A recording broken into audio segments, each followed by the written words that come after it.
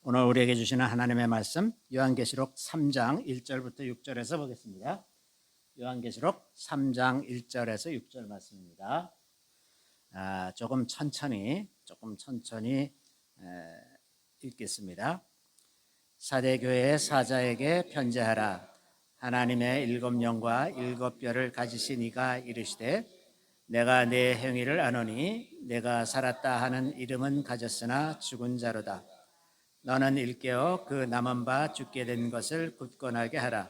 내 하나님 앞에 내 행위에 온전한 것을 찾지 못하였노니 그러므로 내가 어떻게 받았으며 어떻게 들었는지 생각하고 지켜 회개하라.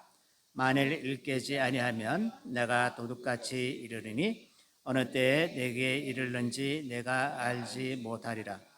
그러나 사대에 그 옷을 더럽히지 아니한 자 몇 명이 내게 있어 흰 옷을 입고 나와 함께 다니리니 그들은 합당한 자인 영거라.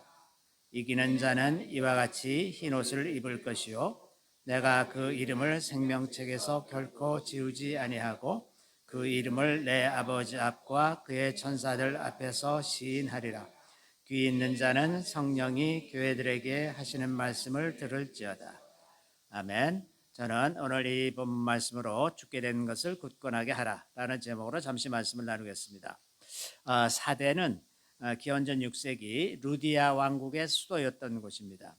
후에 페르시아 정부의 소아시아 중심지였고 로마 시대에서는 주요 도로의 교차점으로 산업의 중심지 역할을 했습니다. 그래서 여기서 지도에서 보시면 여기죠. 여기 이제 여기 있는 데가 사대교회입니다. 여기서는 특히 진홍색과 자색 계열의 염색한 양모, 아주 독특한 모직물의 생산지로 굉장히 유명했는데 지금도 그렇지만 이런 진홍색이나 자색이 굉장히 고급스러운 색깔로 사치품의 대명사 같은 그런 직물이었죠. 그래서 이게 굉장히 널리 유통이 되었고 또 인근에 강이 있는데 거기에 사금이 많이 났다고 그래요. 그래서 사람들이 사금을 채취해서 이제 금이 많다 보니까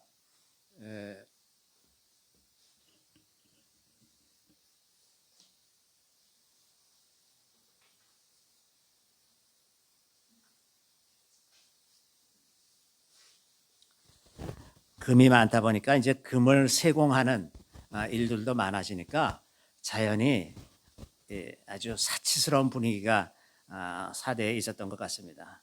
나중에는 이제 여기서 그 금으로 동전을 만들어서 이제 화폐를 신뢰할 수 있는 화폐를 만들다 보니까 이게 굉장히 무역의 중요한 중심지가 되어서 아주 크게 번영했다 그래요.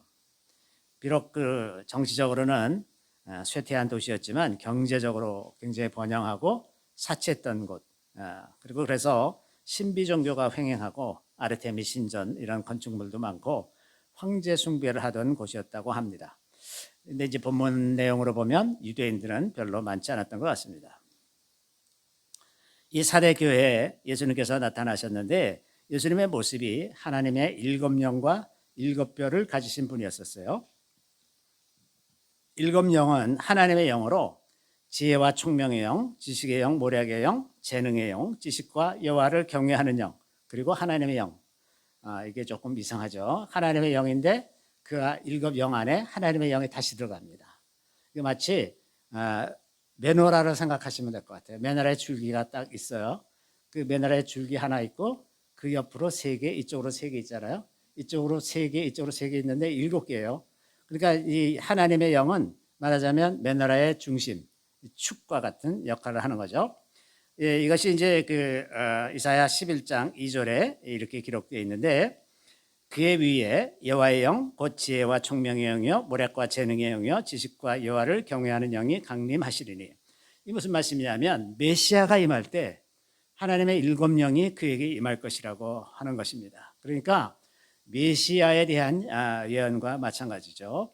메시아로서 그는 공의로 가난한 자들을 심판하고 또 정직으로 세상의 겸손한 자들을 심판할 것이라고 말하고 있습니다. 그래서 그때 메시아가 다시 올 때 이리가 어린 양과 같이 뛰놀고 어린아이가 독사의 굴에 손을 넣는 그런 세상이 이루어질 것이라고 말을 합니다. 여기 이제 그 이사야 11장 그 뒷부분 4절부터 8절 말씀에 보면 이런 말씀이 있어요. 공의로 가난한 자를 심판하며 정직으로 세상의 겸손한 자를 판단할 것이며 그의 입의 막대기로 세상을 치며 그의 입술의 기운으로 악인을 죽일 것이며 공의로 그의 허리띠를 삼으며 성실로 그의 몸에 띠를 삼으리라. 자, 이런 메시아가 오시면 이런 일들을 하실 것이라고 말씀하시는 거죠. 또 이제 그때가 되면 6절에 보면 그때의 이리가 어린 양과 함께 살며 표범이 어린 염소와 함께 누우며 송아지와 어린 사자와 살진 짐승이 함께 있어 어린아이에게 끌리며 암소와 곰이 함께 먹으며 그것들의 새끼가 함께 엎드리며 사자가 소처럼 풀을 먹을 것이며 8절에 보면 젖 먹는 아이가 독사의 구멍에서 장난하며 젖된 어린아이가 독사의 굴에 손을 넣을 것이라. 이런 세상이 올 것이다. 그래서 하나님의 일곱 영을 가지신 분이 메시아라는 사실을 명확하게 이야기를 하고 있죠. 그런데 주님께서 사대교회에 이런 모습으로 나타나셨다 하는 것은 그가 궁극적인 심판자이심을 사대교회에 알려주시는 것이죠.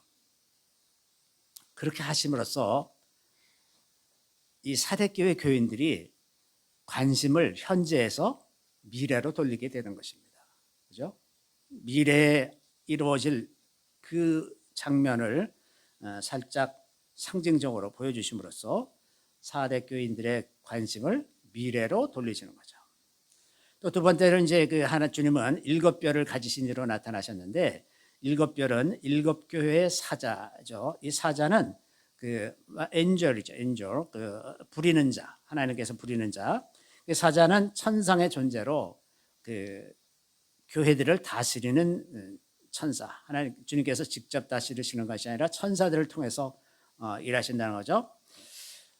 자, 그래서 교회의 주인이 누구냐라는 것을 다시 생각하게 하는 것입니다. 사대교회 교인들에게 진정한 교회 주인이 누구냐? 주님이시죠. 교회 머리 대신 주님이 우리의 주인이 되시는 거죠. 안타깝게도 이 세상에서 오랫동안 한 교회를 목회를 하다 보면 그 교회가 꼭 자기 것인 것처럼 생각하는 성향이 생겨나죠. 그래서 개인의 소유를 생각하고 어떤 때는 뭐 교회가 무슨 주식회사인 것 같이 지분이 있다고 말하는 사람들도 있고 또 목회자들이 요즘에는 은퇴 후에 생활보장을 교회에 완전히 의존하려는 경향들이 많이 있어서 그 교회에 대한 생각이 어떤 것인지 참 궁금한 적이 많습니다. 여기서 사대교회에 주님께서 이런 모습으로 나타나셨다고 하는 것은 교회 주인이 누구냐? 너는 누구를 위해서 일을 하는 것이냐? 무엇을 위해서 너희가 모여서 찬양하느냐? 이런 것들을 생각해 보게 하는 말씀이죠. 그러면서 주님이 참 말씀은 이 교회가 살았다 하는 이름은 있으나 죽은 자다. 근데 살았다 하는 이름이 있으니까 아마도 남들이 보기에는 믿지 않는 사람들이 보기에는 저건 교회다라고 말할 거예요. 사대교회를 교회라고 인식하고 있었을지 모르겠습니다. 그런데 주님이 보실 때는 죽은 것이나 다름없다. 어떻게 이런 일이 일어났을까? 왜 사람들이 보기에는 교회인데 하나님이 보시기에는 죽은 것이냐? 몇 가지 가능성을 볼 수가 있는데 첫 번째는 이 교회가 성령과 아무 관계가 없는 혹은 성령과 더 이상 아무런 교류도 이루어지지 않는 그런 교회일 가능성이 많습니다. 교회와 성령은 분리될 수가 없는 것입니다. 성령의 능력 아래 있지 않은 교회는 교회가 아닙니다. 교회와 회당은 모두 하나님의 말씀을 가르치는 것이죠. 그리고 하나님을 경배하기 위해서 모이는 것입니다. 이 공통점이 있어요. 회당과 교회는 이런 공통점을 가지고 있는데 그 차이점이 뭐냐라고 말할 때 그 차이점의 핵심은 성령입니다. 회당에는 성령이 없어요. 교회는 성령이 있습니다. 이게 차이예요. 그래서 이 교회에서 성령을 가르치지 않고 교회가 성령을 의지하지 않는다면 그런 교회는 회당과 다를 바가 하나도 없습니다. 그렇지 않습니까? 똑같이 하나님의 말씀을 배우는데 무엇이 차이가 납니까? 또 찬양도 똑같이 찬양을 하는데 오늘날 기독교 교회에서 찬양하는 이 찬양은 그 예배 형식이 다 회당에서 왔어요. 그 뿌리가 다 회당에 있습니다. 다 비슷한 내용으로 비슷한 방법으로 찬양을 하잖아요. 그러니까 교회와 회당이 뭐가 다르냐? 성령이 있느냐 없느냐, 그것이 다른 것입니다. 이런 교회가 주님이 보시기에는 죽은 것이나 다름없다고 하는 겁니다. 두 번째 가능성은 교회가 외면적인 모습에 몰두해서 자신의 내면을 살피는 일을 멀리 했을 가능성이 많습니다. 그래서 남들이 보기에는 교회 같아 보이는 요소들, 같이 모여서 찬양 드리고 기도하고 이러는 모습들은 다 가지고 있을지라도 그 마음을 다해서 목숨을 다하고 뜻을 다해서 하나님을 사랑하는 그런 요소들이 사람들 안에 하나도 없는 그런 상태, 그래서 죽은 것이나 다름없는 그런 상태가 되지 않았을까 하는 생각을 합니다. 주님께서는 아마 이런 교회의 예배를 받으실 수 없을 것이고 죽은 것이나 다름없죠. 그런데 이들 교회가 처음부터 그렇게 하지는 않았을 것 같습니다. 처음에는 그런 뜨거운 마음과 기쁨과 감사함으로 주님께 예배 드렸겠지만 세월이 지나면서 점점 외면적인 면에만 관심을 갖고 내면을 성찰하는 일을 게을리하고 그 사이에 교회가 점차 생명을 상실하지 않았을까 하는 생각을 합니다. 마음 깊은 곳에 하나님을 사랑하는 마음이 없으면서 왜 이들은 굳이 시간을 버리면서 교회에 와서 예배를 드리는 일을 했을까? 또 교회를 운영하기 위해서 헌금도 했어야 될 것이고 또 마음에 들지 않는 사람과 만나야 했고 그 여러 가지 희생을 치르면서 교회를 이루고 있었을 텐데 왜 그랬을까? 왜 그런 일을 했을까? 이 질문에 답하기 위해서 먼저 이 사대라는 것이 매우 부유한 곳이었다는 사실을 좀 생각해 볼 필요가 있습니다. 사대가 아까도 말씀드린 것처럼 부가 넘쳐나는 도시로 사치품과 귀금속 공예로 유명하잖아요. 아마 많은 사람들이 자기들은 이 삶에서 부족함이 없다고 생각했을 것입니다. 그런데 이렇게 물질적으로 넉넉한 사람들은 하나님을 찾을 기회가 별로 없어요. 문제가 있어야 하나님을 찾는데 먹을 것과 입을 것이 넉넉해서 걱정하지 않아도 되고 아프면 당대 유명한 의사한테 가서 치료받으면 되고, 그래서 또 게다가 넘치는 부여는 그 세련된 문화를 만들어내요. 모든 문화가 배가 불러지면 문화가 만들어지는 거잖아요. 사람들이 노래 듣기도 좋아하고 무슨 공연을 보는 것도 좋아하고 무슨 화려한 예술품이라든지 장식품이라든지 옷이라든지 이런 거에 사람들이 관심을 갖기 시작한단 말이죠. 그렇죠? 언제나 부가 충족해지면 문화가 살아나는 법입니다. 그러면 갑자기 사람들의 관심을 앗아가는 것이 굉장히 많이 생기는 거예요. 여기서 무슨 공연을 한다, 여기 가보자. 저기서 무슨 전시회가 있다, 저기 가보자. 이러면서 그 문화 활동에 매진하면서 거기서 어떤 기쁨을 찾기도 하고 사회적 관계를 만들기도 하고 이렇게 하다 보면 우리의 관심이 어느덧 하나님으로부터 점점 멀어져서 이 세상에 있는 것들, 그 화려하고 아름다운 것들 이런 것에 쏠리게 마련이죠. 그러니까 처음에 어떤 마음으로 하나님을 믿고 예수 그리스도를 믿어서 영생을 얻었던 사람들이 그 관심이 점차 이 세상의 것으로 다 바뀌어 가고 세상의 마음을 다 뺏기고 그러고 남은 상태가 이 사대교회의 상태가 아니었나 이런 생각이 듭니다. 사실 사람을 타락시키기 가장 좋은 것은 돈입니다. 돈. 가난이 아니라 돈이에요. 우리 정부에서 어떤 특정 종교에 며칠 전에 발표된 걸 보니까 1년에 국가 예산 1,850억을 특정 종교에 주더라고요. 그게 그 종교를 지원하는 예산의 80%가 넘는 돈이 특정 종교회로 갑니다. 그런데 저는 무슨 생각을 하냐면 그렇게 정부 지원을 많이 받는 종교는 반드시 타락하게 돼 있다. 왜? 돈이 많아져서 그래요. 맥이 없어집니다. 저절로 맥이 없어집니다. 뭐 열심히 수련하겠습니까? 그 돈으로 할 일이 얼마나 많은데, 즐길 거가 얼마나 많은데 저절로 타락하게 마련이죠. 자, 이렇게 그 세상에는 돈으로 할 수 있는 것이 너무나 많기 때문에 무슨 욕구가 있으면 돈으로 그것을 충족하면 되고 무슨 문제가 있어도 돈으로 해결하면 되고, 그러니 굳이 하나님을 간절히 찾을 이유가 없지 않습니까? 간절히 찾는 것이 얼마나 에너지를 소비합니까? 여러분 간절히 기도해 보셨어요? 정말 간절히 기도한다는 게 얼마나 그 많은 에너지가 드는지 몰라요. 그러니까 굳이 그렇게 하고 싶지가 않습니다. 그러니까 사람이 다 평안하고 괜찮은데 그렇게 간절한 마음으로 기도한다?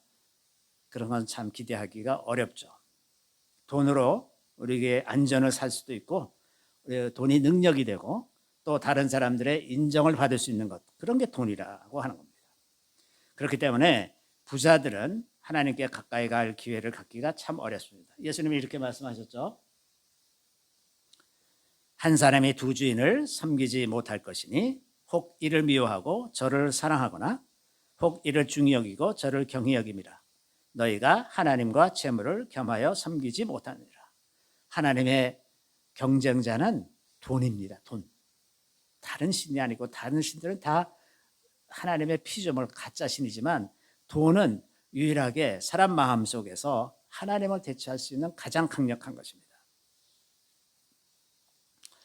유럽 국가들이 일찍이 기독교 문명을 받아들이고 물질적으로 크게 번영했죠. 그런데 그들이 부유하게 된 이후에 하나님을 떠나고 심지어 하나님을 대적하는 질서를 법적으로 제도화했습니다. 이런 일을 하는 것을 두려워하지 않았죠. 제가 1984, 5년쯤에 그러니까 벌써 지금 한 40년 가까이 됐죠. 그때 이제 제가 유럽에 출장을 가면서 그 주일날 스위스에서 어느 교회를 갔는데 사람이 없어요. 노인네들 몇 사람만 앉아있고 교회는 엄청 큰데 그때도 이미 그랬는데 지금은 그때에 비하면 훨씬 더 하나님을 대적하는 질서가 다 세워져서 동성애를 합법화하고 동성결혼을 합법화하고 차별금지법을 만들어서 그런 것들을 잘못됐다고 말하면 감옥에 가고 이제 이런 상황이 됐어요. 서구 문명이 쇠퇴하는 것은 이렇게 부요해지니까 하나님을 구할 일이 없고 하나님을 멀리 떠나니까 저절로 사회 전반적으로도 다 쇠퇴하는 거죠. 그런데 대한민국도 다를 것이 없습니다.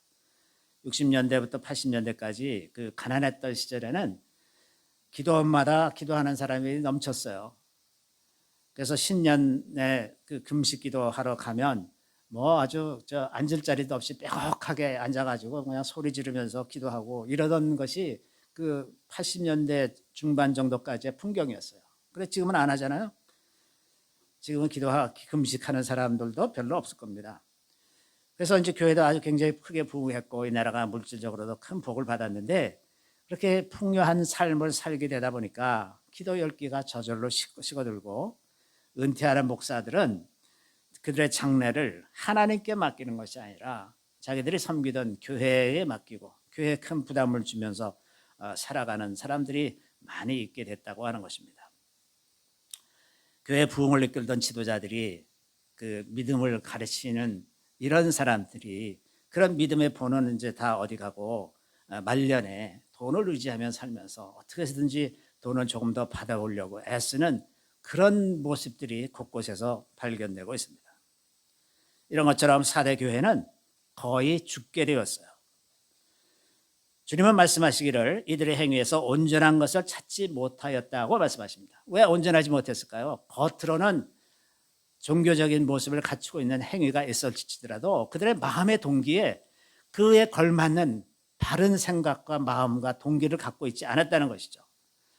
그렇기 때문에 이들의 믿음이라고 하는 것은 그냥 미래를 위한 장식품일 뿐 실제 삶에 아무런 영향을 미치지 못하고 있었던 거죠. 이 땅에서 잘 먹고 잘 살다가 죽은 다음에 천국 가면 그것이 제일 좋은 것 아니냐 이런 생각을 혹시 가지고 있는 것이 아니었나 이런 생각을 합니다. 그런데 이렇게 참 거의 죽은 거나 다름없는 이 교회가 부정적인 것만 있었던 것은 아니었던 것 같습니다. 그래서 주님이 이 교회 안에 그 옷을 더럽히지 않은 몇 명이 있다라고 말해요. 그 옷을 더럽히지 않은 몇 명이 있었다. 참 귀한 사람들이죠. 세상의 물질적인 풍요로 넘쳐나는데 그 가운데서 믿음을 지키고 살았다는 사람들이 있었다는 것이죠. 그래서 주님은 그들과 함께 다닐 것이고 왜냐하면 그들은 합당한 자들이기 때문에 그렇다고 합니다. 합당한 자들이라고 하는 것은 헬라어로 악시오스라는 단어인데 이것이 그럴 만한 가치가 있는 이제 그런 뜻입니다. 그래서 주님의 이름으로 불리우기에 합당한 사람, 영생을 얻기에 합당한 사람, 하늘나라에 가기에 합당한 사람이라는 뜻이죠. 이런 사람들이 흰 옷을 입게 될 것인데 이 흰 옷은 혼인 예식에서 입게 되는 예복이고 생명책에서 지어지지 않는 그런 이름을 갖게 될 것이라고 하는 겁니다. 이 영원한 잔치에 참여하게 될 때 우리가 이 흰 옷을 입고 그 혼의 언약에 따라 신부로서 그 일생 동안 순결과 순종의 삶은 사람들에게 주시는 그런 흰 옷을 입고 완성되는 언약에 참여하는 그런 모습이죠. 자, 그렇다면 이런 교회다 죽게 된 것을 어떻게 교정할 것인가? 주님이 말씀하시는 것은 첫 번째 회개하라고 하는 것입니다. 참으로 절망적인 교회이지만 그래서 부족함이 없는, 그래서 주님을 간절하게 찾는 동기가 아주 부족한 그런 교회인데, 이런 교회에 대해서 주님께서 그 남은 바 죽게 된 것을 굳게 하라. 그 남은 바 죽게 된 것을 굳게 하라. 이렇게 말씀하십니다. 죽게 된 게 무엇일까? 그러면서 주님이 뭐라고 말씀하시냐면 어떻게 받았고 어떻게 들었는지를 생각하고 회개하라. 어떻게 받았고 어떻게 들었는가? 우리가 처음 복음을 받아들일 때 우리가 무슨 생각을 하고 있었을까? 이 사람들이 이 여유롭고 넉넉한 생활을 하면서 복음을 받아들일 때에는 무슨 마음의 동기가 있지 않았었을까? 그 동기가 무엇이었을까라고 생각을 해보면 아마도 모든 인간에게 공통적으로 누구나 가지고 있는 근원적인 욕구 때문이 아니었을까 그런 생각을 합니다. 그 하나님이 아니고서는 도저히 아무도 채워줄 수 없는 그런 욕구가 우리 안에 있는데 그것을 이 사대교회 교인들의 그 마음속에 그것이 자극이 되었기 때문에 복음을 받아들이지 않았을까 이런 생각을 합니다. 그것은 곧 뭐냐 하면 우리의 인생의 목적과 의미가 무엇인가? 우리 인간은 어디서 왔고 어디로 가며 우리 인생의 문제는 무엇이고 해결책은 무엇인가? 우리의 죽은 다음에 어떻게 되는가? 이런 근본적인 문제, 인생의 가장 근본적인 문제에 대한 해답을 복음이 제시해 줬기 때문에 그래서 이 사람들이 복음을 받아들이지 않았을까 이런 생각을 합니다. 만약에 이 땅에서 사는 것이 인생의 전부라면 인생이란 건 너무 허망하지 않습니까? 그래서 인생의 의미와 목적을 부여주는 것이 있지 않다면 사실은 우리가 제정신으로 살 수가 없는 거죠. 그래서 교회의 회개는 바로 이 문제로 돌아가는 겁니다. 우리의 인생의 궁극적인 목적과 의미를 주는 그 복음을 회복하는 것. 그렇지 못하면 한때 뜨거운 마음으로 받아들였던 복음이 그들 안에서 싸늘하게 시체처럼 죽어가는 것이 될 것입니다. 이 현란한 문화와 새로운 경험으로 가득 찬 이 도시에서 사람의 마음과 생각은 늘 이런 것들에 빼앗기게 마련이에요. 제가 남수단을 가면서 늘 느끼는 것은 문명이 없기 때문에 사람들의 생각이 너무 단순해요. 단순하게 주님을 믿을 수가 있어요. 우리는 하루에 아침에 눈을 뜨면 하루 종일 얼마나 많은 정보를 접하고 얼마나 많은 멋지고 아름다운 것, 현란한 것, 무슨 새로운 이야기, 뭐 아주 마음과 생각을 뺏는 것에 아주 둘러싸여 있습니다. 그렇기 때문에 우리가 집중할 수가 없어요. 주님께 집중할 수가 없습니다. 또 그렇게 이제 고도로 발달한 문화를 누리고 있는 곳에서 사회적인 교제가 어떻게 일어납니까? 되게 문화를 중심으로 많은 것들이 이루어지죠. 어떤 것들을 같이 즐기고 같이 나누고 이러면서 교제가 이루어지고 서로 통한다는 느낌을 받게 되고 그래서 서로 더 친해지고 되고 이렇게 되잖아요. 그래서 이런 문화적인 소양이나 경험 이런 것이 사회적 관계를 유지하는 데 굉장히 중요한 요소가 되죠. 그러면 자연히 사람들은 다 거기에 신경을 쓰고 더 배우려고 하고 애쓰고 그렇게 됩니다. 제가 고등학교 다닐 때 저희 그 미술 선생님이 첫 학기 이제 첫 시간에 숙제를 내주시는데 숙제가 뭐냐면 지금부터 1년 동안 그 미술 전시하는 데마다 다 가서 팜플렛을 모으는 게 숙제예요. 그래가지고 미술품은 보지도 않고 팜플렛만 모으러 1년 내 전시 어디서 무슨 전시한다 그러면 그거 맨날 쫓아다니는 거예요. 어디서 뭐 한다. 그러니까 아주 박식해. 1년 정도 지나고 나면 어떤 화가가 어디서 뭘 했는지 아주 박식합니다. 이런 식으로 이런 것들을 많이 갖추고 알고 있어야 좀 남들한테 얘기할 것도 생기고 좀 더 세련사는 사람인 것 같고 이런 것들이 마치 우리를 견고하게 해주고 좀 더 의미 있게 만들어주는 것 같지 않습니까? 이런 사회적인 만족감은 영적인 갈망을 뒤덮는 그런 역할을 많이 하죠. 그래서 사실은 내면 깊은 곳에 어떤 영적인 갈망이 있을 때에도 그런 문화적인 욕구 이런 것에 의해서 가려지게 되는 게 많아요. 왜냐하면 그것이 큰 기쁨을 주기 때문에 그렇게 됩니다. 그래서 우리는 좀 근본적인 질문을 가끔 할 필요가 있습니다.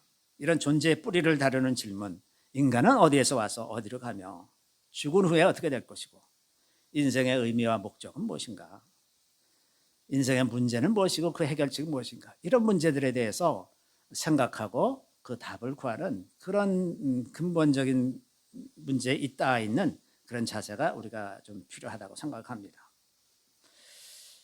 그래야 우리가 우리의 마음과 생각을 빼앗는 이 세상의 것들로부터 우리 자신을 지킬 수가 있을 것이라고 하는 것입니다. 이것이 주님께서 사대 교회에 바라는 회개라고 저는 생각을 합니다. 둘째는 깨어나는 것입니다. 깨어나는 것은 단지 지적으로 이해하고 알게 되는 것을 말하는 것이 아니라 진리를 깨닫고 하나님께 돌이키기 위해서 해야 할 말과 행동을 하는 것, 여기 실천적으로 옮겨지는 것까지 포함되는 거죠. 예를 들면 지혜로운 다섯 처녀와 어리석은 다섯 처녀가 있는데 모두 신랑이 오는 날도 알았고 또 등불도 준비하고 있었습니다. 그 신랑이 늦어지니까 둘 다 두 그룹 다 졸았어요. 다 자고 있었어요. 그러다가 이제 신랑이 왔다 하고 소리 지르니까 다 깨어났는데 한쪽이 다른 쪽과 다른 것은 기름을 준비하고 있었다는 것과 준비하지 않았다는 것, 그 정도의 차이예요. 그러니까 이 어리석은 다섯 처녀라고 하는 사람, 우리가 어리석다라고 말하면서 아주 매도를 하지만 사실은 상당히 준비가 된 사람들이었단 말이죠. 다 듣고 준비를 하고 나름대로 준비하고 있었는데 제대로 준비하지 않았다는 거죠. 요거까지 하는 것, 제대로 준비하고 있는 것까지 하는 것이 깨어나는 것이라고 하는 겁니다. 주님이 이렇게 말씀하십니다. 아니군요. 여기 안 했군요.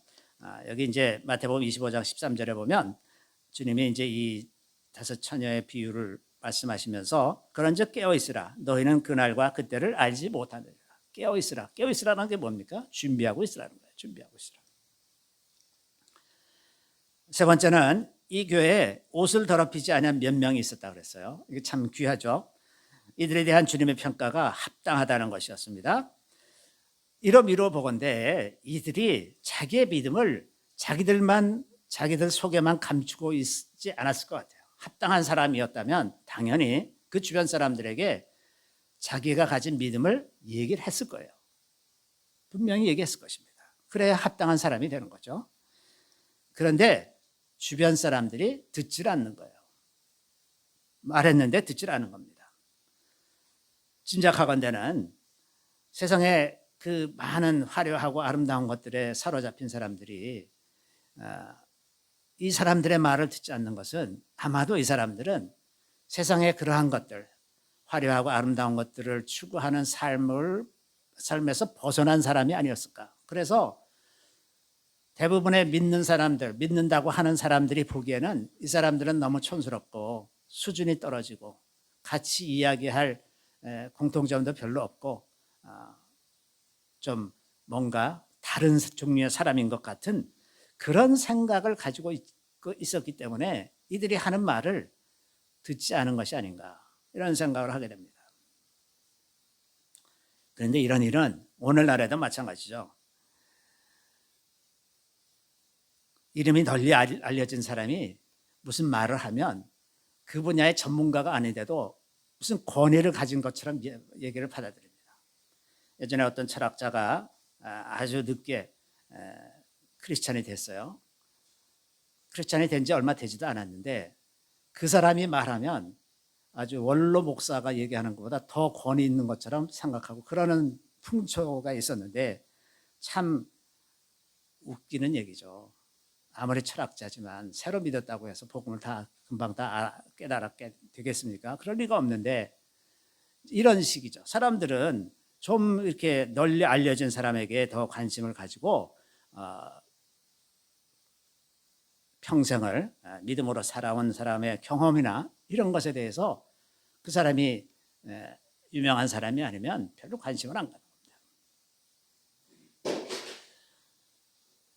그런데 냉정하게 생각해 보면 복음이라는 것은 원래 그렇게 인기가 있는 것이 아닙니다. 기독교 내에서도 많은 사람들이 어떤 사람을 따라간다 그러면 한번 의심해 볼 필요가 있어요. 왜냐하면 자기를 부인하고 희생과 헌신으로 살라고 하는 그런 복음을 기뻐할 사람이 세상에 얼마나 있겠습니까? 자, 복음이 정말 기쁘고 복된 복음인 것은 복음을 제대로 이해하고 바로 아는 사람들에게 그래요. 그런데 대부분의 사람들에게는 복음이 그렇게 기쁘고 복되고 즐거운 것이 아닙니다. 자기를 부인하고 자기 십자가를 지고 나를 따를 것이다. 그러니 누가 좋아합니까? 그런 걸. 그래서 예수님이 말씀하시기를 생명으로 가는 길은 좁고 협착하다. 좁을 뿐만 아니라 길이 험해서 사람들이 가려고 하지 않는. 멸망으로 인도하는 길은 길이 넓어. 그래서 다 몰려갑니다. 원래 복음이 그런 거예요.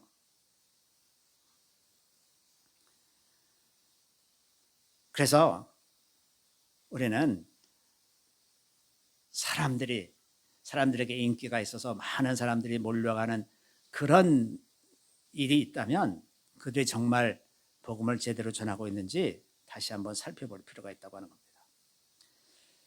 자, 그렇다면 우리가 어떻게 진리의 말씀을 바르게 분별하고 그 말씀을 따라서 살 수 있을까?